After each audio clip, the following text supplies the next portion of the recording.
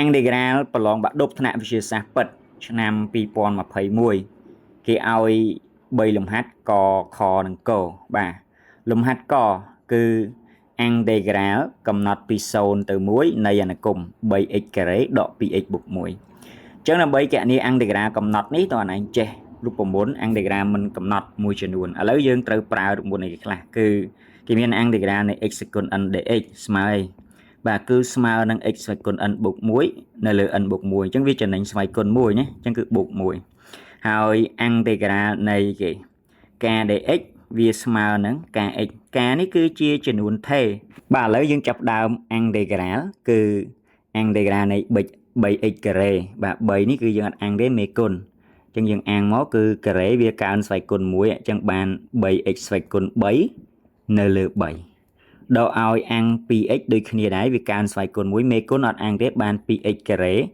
បាទនៅលើ2បូកឲ្យអា1នេះគឺអាំងការ dx នេះដោយសារការយើង1អញ្ចឹងគេបានអាំងមកបាន x ណាអូខេកំណត់ពី0ទៅ1ហើយយើងមើលបើសិនសម្រួលបានអានសម្រួលសិនសុំជំនួសគោលវាចូលណាអញ្ចឹងគេបានអីគឺបាទសម្រួល3ចោលទៅនៅសល់ x គីបដកឲ្យ x ការ៉េបូក x បាទកំណត់ពី0ទៅ1ឥឡូវយើងចាប់ដើមជំនួសគោលចូលឬក៏ដែនមកវាពី1ទៅ0អញ្ចឹងជំនួសពីលើមកណាអញ្ចឹងគេបាន1គីបដកឲ្យ1ការ៉េបូក1ដកឲ្យអានេះយើងជំនួសដូចគ្នាដែរ0នេះអញ្ចឹងបាន0គីបដកឲ្យ0ការ៉េតាមថាគឺ0នឹងអស់ហើយអានេះអាឯងជំនួសទៅដាក់0យកតែម្ដងណាចឹងអាឯងចាប់ដើមគណនាមកគេបាន1គីបដក1ការ៉េអញ្ចឹងបានគេសល់1នេះគឺជាចម្លើយ integral របស់យើងណាបាទឥឡូវយើងចូលលំហាត់ខគឺគេឲ្យ integral កំណត់ពី0ទៅ1នៃអនុគម e សេគុណ x នៅលើ e សេគុណ x បូក1ណាអញ្ចឹងដើម្បីគណនា integral នេះអានឯងមើលទម្រង់វាសិនយើងមើលនេះតើភាគយកនេះ derivative ទៅដល់លើអត់បើ d ដល់លើយើងអាចប្រើបានបាទដោយប្រើអថេចំនួនក៏បានឥឡូវយើងប្រើទម្រង់ទៅ integral កំណត់អញ្ចឹងយើងប្រើអីគេនេះគូប្រើ integral នៃបាទអ៊ុយព្រីមអ៊ុយនេះគឺជាអនុគមនៃ x បាទគឺអាំងមកវាបានអីគេលិននៃអ៊ុយបូកឲ្យ c ណាអញ្ចឹងគេអាចសរសេរ integral យើងទៅជាគេ integral កំណត់ពី0ទៅ1នៃ e សេគុណ x បូក1ព្រីមបាទនៅលើ e សេគុណ x បូក1 dx អញ្ចឹងអានេះយើងបាទ derivative ទៅវាដូច e សេគុណ x វិញប៉ុន្តែបើខុសមេគុណយើងអាចចែកឬក៏ថែមថយមេគុណតាមនឹងទៀតណាអញ្ចឹងដោយសារតែវាចូលទម្រង់ហើយយើងអាំងយកតែម្ដងអញ្ចឹងគេបានបាទលិនតម្លៃដែលខាតនៃអី e សេគុណ x បូក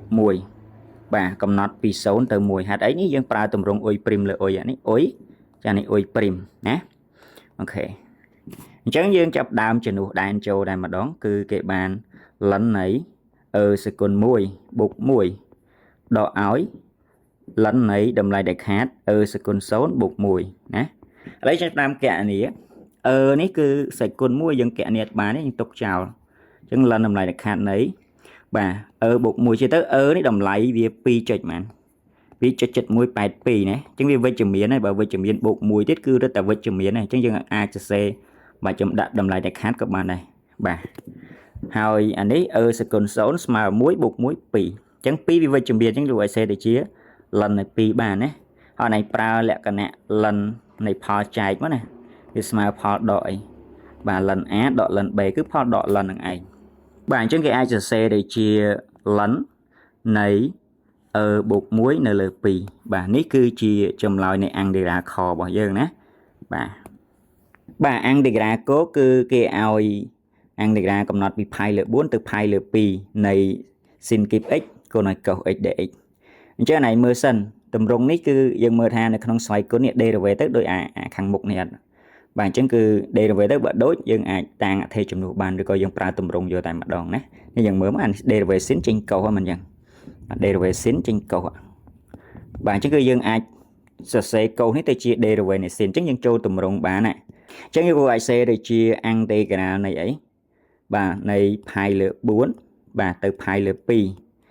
បាទលោកអាចសេទៅជាបាទ cos នេះបំលែងទៅជា sin derivative នៃ sin បាទហើយបន្ទាប់ពីយើងសេចូលទម្រង់នេះគឺយើងអាចប្រើទម្រង់នេះទម្រង់ integral នៃអ៊ុយព្រីម bà ôi sự con ấn dx bà ôi ní cứ chia bà anh cung này x chẳng vì dân ăn mốt ba này kìa ôi sự con ấn bột muối nl ấn bột muối này nè bột ở xe bà lấy dân chập đam ăn lấy châu tùm rong ôi prim ôi sự con ấn á chẳng dân ăn mốt về ban ôi sự con ấn bột muối nl ấn bột muối này hồi giờ này vì ấn bầy bột muối buồn bà chẳng ghê ba này vậy bà bắt đầu bây giờ ăn hỏi cứ bàn xin xây con 4 x nl 4 chứ thở ấy bà cứ cầm nọt pi pi l 4 từ pi l pi chứ như chập đam chuyển nuôi trâu và đấy mấy con ấy ai tiên trên một cái đồng bây cầm ao bà lệch thom page nhé trên các bạn 4 dương chuyển nuôi đàn trâu tức bạn xin bà xoay con 4 này pi l pi độ áo xin này xây con 4 pi l 4 này nè ok xin này pi l pi mà mùi xin này pi l 4 bạn ở pi này pi ấy